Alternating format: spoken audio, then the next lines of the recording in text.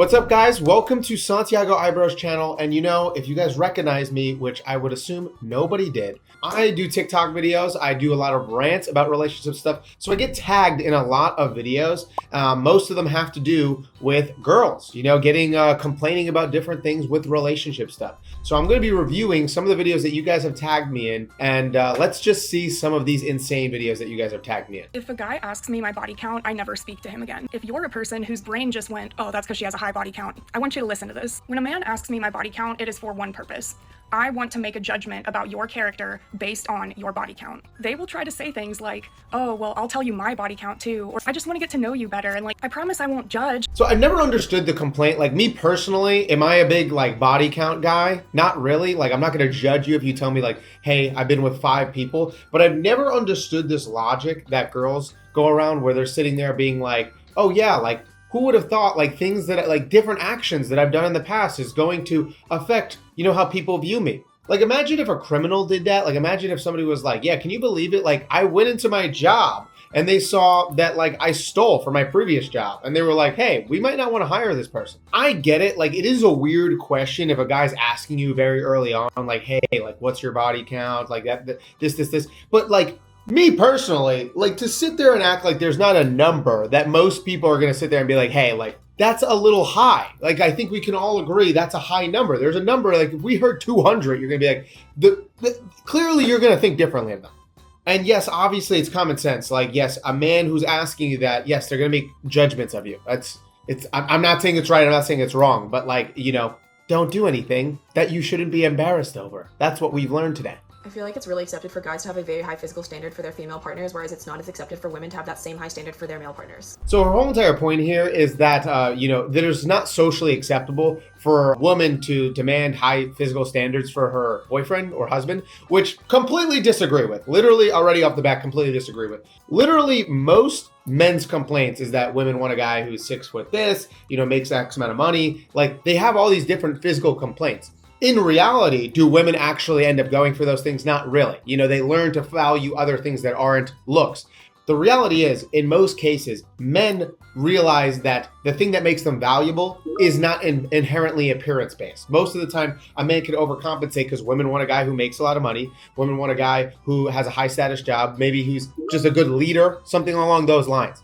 Women, a lot of the times, you'll see videos that I react to all the time of women complaining about like having to do anything for a guy. So a lot of the times, guys sit there and they don't know what they're getting out of this if you're not physically attractive. There's a whole trend going on right now of girls being like, here are the pros of dating me and here are the cons of dating me. And the pros are always just her being hot. And then the cons is like a list of things. Girls set themselves up for that type of patriarchal system, you know, where they're being taken advantage of by guys. And besides the fact that I don't believe it's true, like, I don't believe the fact that, you know, women sit there and, you know, oh, like, we're not allowed to have physically attractive partners. Literally not true. Just inherently not true.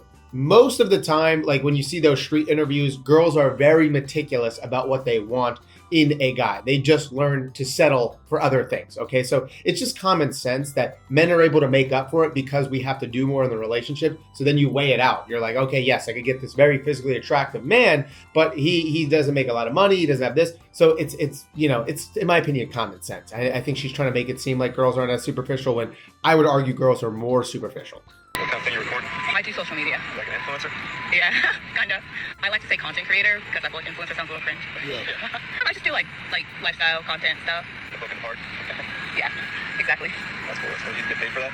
Yeah, sometimes. Really? Yeah, sometimes, yeah. Would you want to make a video of like going and grabbing a drink? A video of going and grabbing a drink? No. Like day in the life, going and grabbing a drink? No. Because, yeah, like I'm not single, so. Oh, so you can't, I mean, you got allowed to make content. All right, so in my personal opinion, at first, you know, you think I'm going to lean towards the guy side here, but no.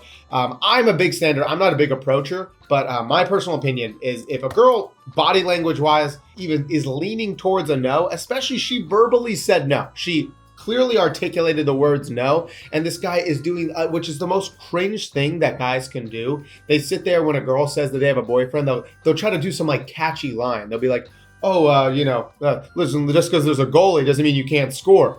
It's just the cringiest thing because it's like, dude, she said no. She said no. Why do you want a girl that you need to beg for? You should go for somebody who seems interested in you. This is my whole point. So moral of the story here is if a girl says no, End it there. End it there.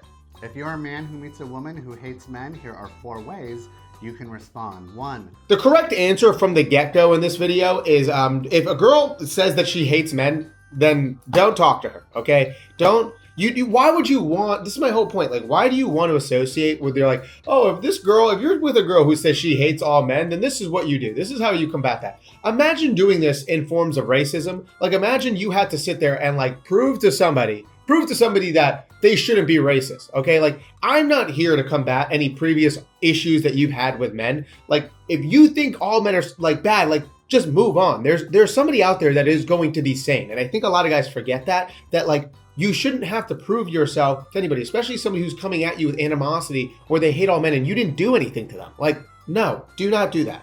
One core point that I always wish men understood about feminism is that they can't even afford to live without it. Most men cannot afford a single income household. A single income household is what anti-feminism is. Feminism fought for the rights of women to work equally to men. I think men are sold this idea of like angry, unhappy feminists, but it's like the reverse is so much worse because it's angry, unhappy you. I actually really like this content creator. I follow her and I completely agree with her. I think it's very funny. I meet a lot of red pill guys. I meet a lot of guys who DM me and you could tell they're very, on that side of TikTok, on that side of YouTube, where they watch the Fresh and Fit podcast, the Andrew You-Know-Who guy. And I don't think they realize when they're sitting here hating on feminism, a lot of these guys would be absolutely screwed if feminism didn't exist. So you understand, most men are complaining about, oh, I gotta pay for dates, I gotta pay for this. You want feminism to exist because in reality, if feminism didn't exist, you would have to be responsible for paying for all these things, like for sure. It is in your best interest. Like right now, you need 2 incomes to survive. Like it is a necessity. So sitting there and hating on feminism when it is an advantage, like if you meet a girl who hopefully will like go and work and do things and she's ambitious, you can build a life together. Why on earth, like you're sitting here like less than like 20% of men, like 10% of men can afford to make $200,000 a year to support a wife and 2 kids and all these different things. And you're sitting here hating on feminism, which gives you the ability. Like this is not the 1920s where a house is $20,000. This makes perfect sense to me. Anyways, that's all the videos that I'm going to do today. I appreciate you guys watching. And if you want to see more long form content, definitely go check out my YouTube channel if you're not already on that. If you guys know me from TikTok, it's Santiago the Wiz. I appreciate your time and thank you for watching.